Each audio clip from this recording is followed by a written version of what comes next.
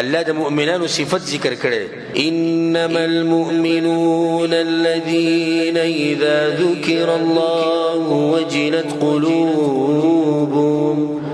مؤمنان هغه دي چې کله دغه په مخ کې الله تذکر وشي د زړونو ويري وجلت قلوبهم نزلون نمشي نزلون وربي وإذا تليت عليهم آياته زادتهم إيمانا او کله چې دغه په مخ کې د رب العالمین د کلام تلاوت وشي نو الله دغه ایمانونه ډیری ایمان به ال ډیر شي چې ته به سوچ وکړې چې سوچ وکړې کې ایمان به زړه ډیر شي رب العالمین د قران نازل کړي د دې لپاره دی چې پدې کې به سوچ کو پدې کې به تدبر کو او دې کې څه شک نشته چې د قران تلاوت چې د یو اوچت عبادت ته خدا غټ مقصد نه دی اصل مقصد د قران نازلولو څه دی پدې قران باندې ځان پوه کول پدې کې سوچ کول پدې کې تدبر کول تفکر کول او د دین حکمتونه راويست الله نزل احسن الحديث الله خوږی خبرې راکو ذکرې غوره خبرې راکو ذکرې كتابا متشابها مثاني هغه کتاب چې بار بار ویل کیږي حکمتونه پکې دي فائدې پکې دي په پوخوالي کې ټول یو شان دي پرشتینوالي کې ټول قران سره یو شان دي او بار بار ویل کیږي خو دې خبرې ته وکړه تقشعر منه جلود الذين يخشون ربهم کوم خلک چې خپل رب نه یریږي او دا قران ووري نو الله غونه بيزيك شي دا سرمني زګش ثم تلين جلودهم وقلوبهم الى ذكر الله او بیا چې دا قران ووري نو دا سرمنه او دا زړونه د څه شي نرم شي وسوال الله غزلك چې یو ځکه الله وی غونه بيزيك شي سرمني زګش شي بل تر الله وی نرم شي د دې څه مطلب دی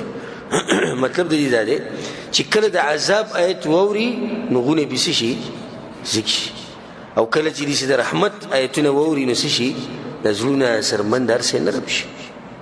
د الله سبحانه وتعالى د مؤمنانو صفت ذکر کړي په دې قران کې ول لازم که سوچ دی کو ته ته حیران پاتې شي بده کې چې کوم حکمتونه کوم فائدې پرتی په دې کې چې کوم خوږی خبرې پرتی د دې قران دومره زور دی دومره زور الله سبحانه وتعالى سوي لو أنزلنا هذا القرآن على جبل كثرت من نازل كده ده قرآن بسباني بغرباني لرأيته خاشعا متصدعا من خشية الله نو ده غرب ريز شيء خدا إنسان دي چې ته په ځبانه اثر نه کوي قران آیتونو ته وایي ګور الله په دې کې چې دا کار حرام دی ګور الله وی چې دا کار صحیح نه ګور الله وی دې شی وکړه باندې اثر نه کوي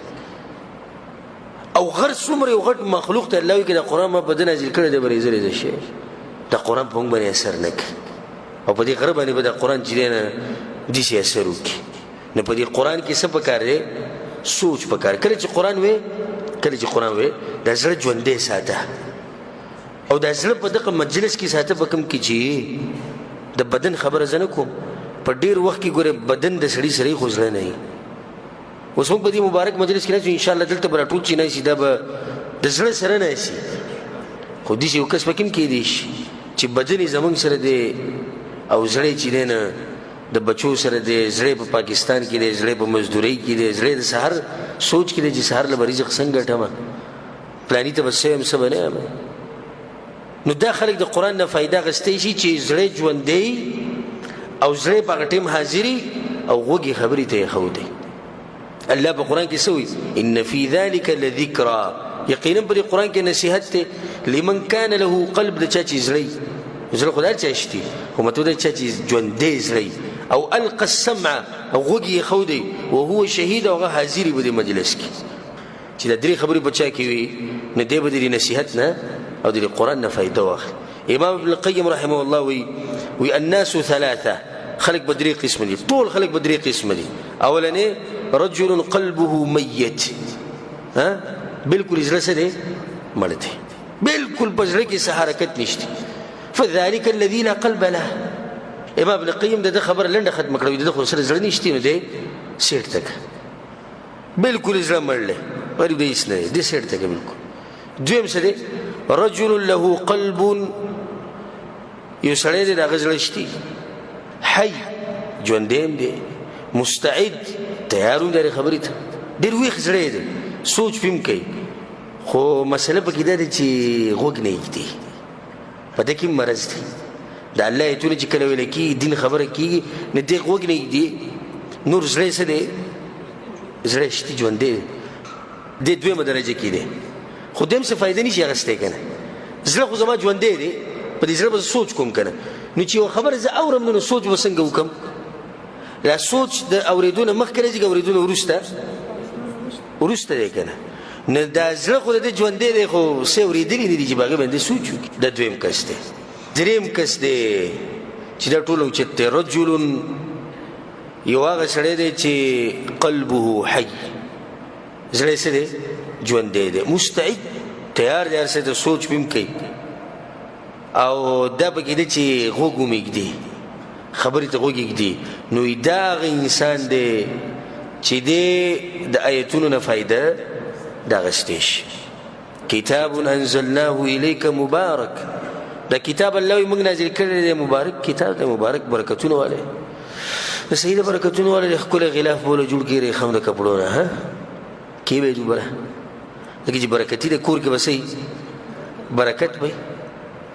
کتاب انزلناه الیک مبارک کتاب مبارک کتاب دی تعویض کې به واچو برکتي دی کتاب انزلناه الیک مبارک کتاب دی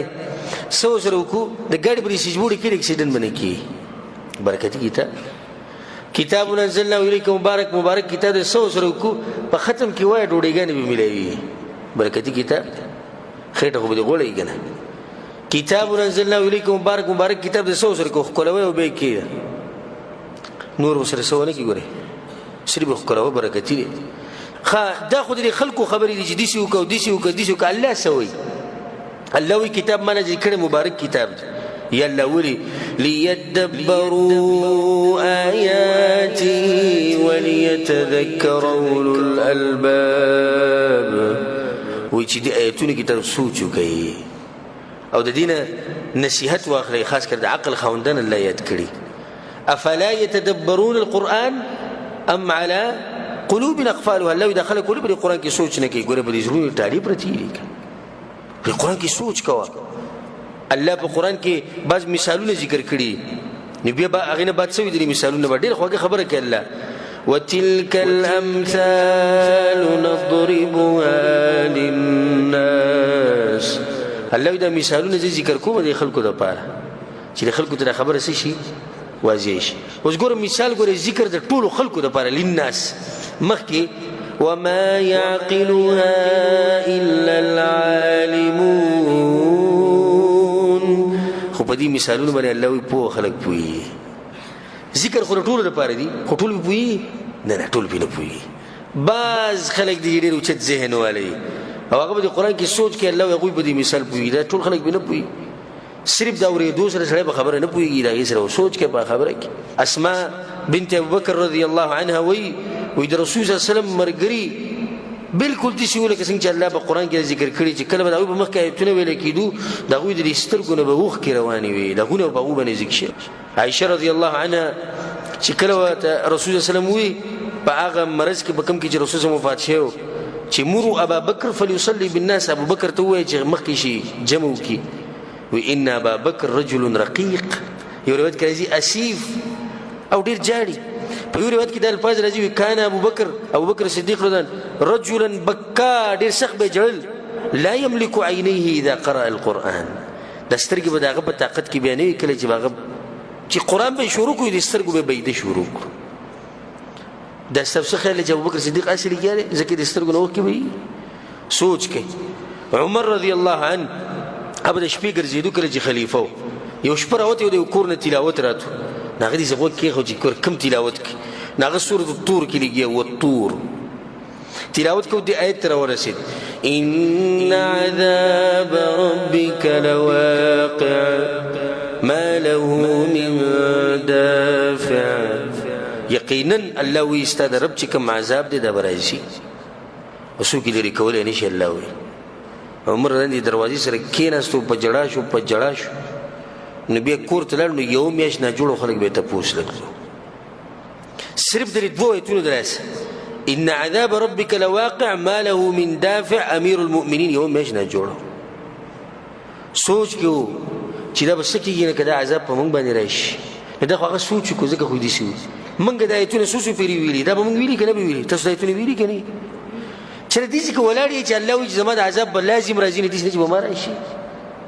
چې ته ولاړ یې داسې کې